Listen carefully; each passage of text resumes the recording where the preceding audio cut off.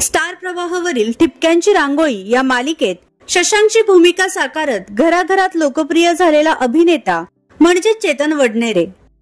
तो आपल्या सहज सुंदर अभिनयाने प्रेक्षकांची मने जिंकण्यास यशस्वी ठरला आहे।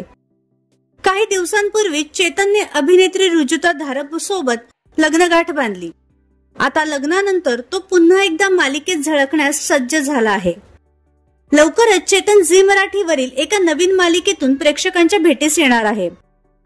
मात्र त्याच्या या नवीन मालिकेचं नाव काय असणार आणि या मालिकेचा प्रोमो कधी समोर येणार याबाबत अद्याप कोणतीही माहिती समोर आली नाहीये।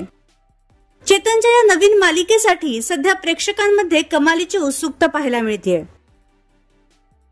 तर तुम्ही अभिनेता चेतन वडनेरेला पुन्हा नवीन भूमिकेत पाहण्यास उत्सुक आहात का हे आम्हाला कमेंट बॉक्समध्ये नक्की कळवा।